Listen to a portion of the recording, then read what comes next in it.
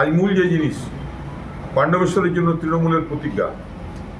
পাণ্ডবেশ্বর বিধানসভায় একটি নতুন শিল্প তালুক স্থাপন করা হবে, যেখানে অন্তত 15,000 যুবর কর্মসংস্থান নিশ্চিত করা হবে। প্রতিটি বাড়িতে বিশুদ্ধ পানীয় জলের সংযোগ প্রদান এবং 7 MGT ক্ষমতা সম্পন্ন একটি জল পরিশোধন কেন্দ্র স্থাপন প্রকল্পটি জলস্বপ্নের অধীন। বাঙ্কোলায় একটি অত্যাধুনিক স্পোর্টস কমপ্লেক্স গড়ে তোলা হবে। বনসোলে একটি আধুনিক আদিবাসী সাংস্কৃতিক কেন্দ্র নির্মাণ করা হবে। পাণ্ডবেশ্বরে প্রথম ভূগর্ভস্থ নিকাশি ব্যবস্থা গড়ে তোলা হবে। রাস্তা নির্মাণ করা হবে। এই অঞ্চলটিকে নব পাণ্ডবেশ্বর হিসেবে নতুনভাবে গড়ে তোলা হবে। পাণ্ডবেশ্বর বিধানসভায় 10টি খেলার মাঠ সম্বলিত একটি আধুনিক স্পোর্টস কমপ্লেক্স নির্মাণ করা হবে। কলকাতায় পাণ্ডবেশ্বর ভবন নির্মাণ করা হবে, যেখানে ছাত্রছাত্রী অসুস্থ মানুষদের জন্য রাতে থাকার ব্যবস্থা হবে। পাণ্ডবেশ্বরের নদীর তীরে একটি আধুনিক পার্ক এবং ওয়াচ টাওয়ার নির্মাণ করা হবে। এই ওয়াচ টাওয়ার থেকে পাণ্ডবেশ্বরের মনোরম প্রাকৃতিক দৃশ্য উপভোগ করা যাবে। পাণ্ডবেশ্বর বিধানসভা এলাকার দুর্গাপুর ফরিদপুর ব্লকের গোগলা গ্রামে মহিলাদের ক্ষমতায়নের উদ্দেশ্যে একটি নার্সিং ট্রেনিং সেন্টার তৈরি করা হবে। পাণ্ডবেশ্বরে শিক্ষার উন্নয়ন জারি রাখতে দুর্গাপুর ফরিদপুর ব্লকে কবি নীলকণ্ঠ পলিটেকনিক কলেজ স্থাপন করা হবে। পাণ্ডবেশ্বর ব্লক এবং দুর্গাপুর ফরিদপুর ব্লক এলাকায় বিনামূল্যে কম্পিউটার কোচিং সেন্টার স্থাপন করা হবে।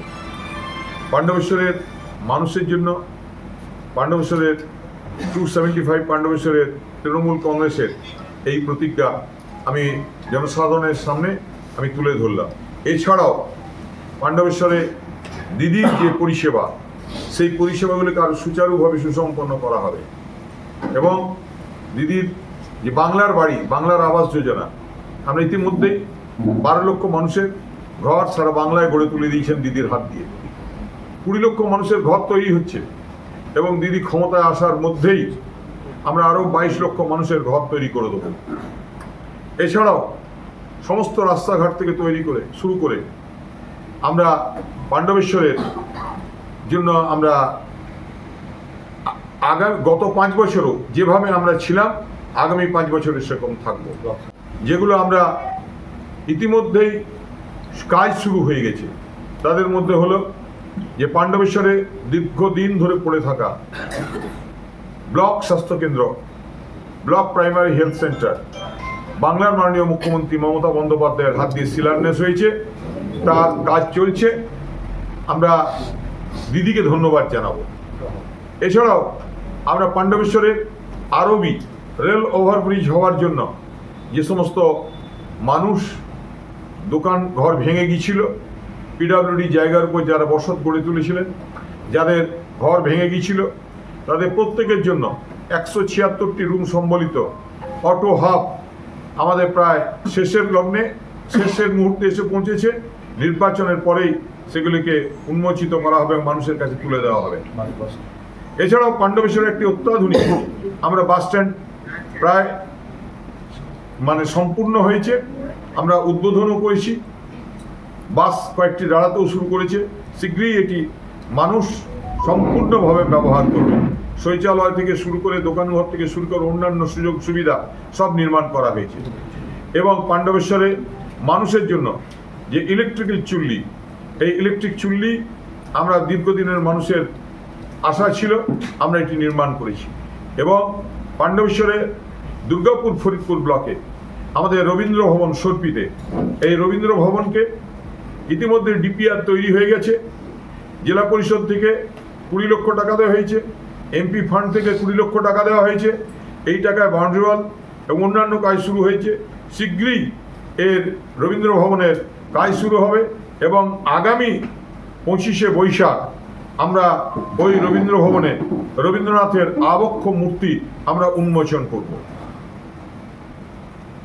এগুলো ছাড়াও পাণ্ডবেশ্বরের প্রতিটি যে কবরস্থান, সেখানে যেমন জানাজা ঘর নির্মাণ করা হচ্ছে, জানাজা সেট নির্মাণ করা চলছে, বাকিগুলিও কমপ্লিট হয়ে যাবে। এছাড়া প্রত্যেকটি শ্মশানে আমরা যেভাবে শ্মশান ঘর নির্মাণ এবং প্রত্যেকটি জায়গায় বৈদ্যুতিক যে আমাদের হাইমাস্ট লাইট তার বন্দোবস্ত করা হয়েছে এবং কাজ চলছে।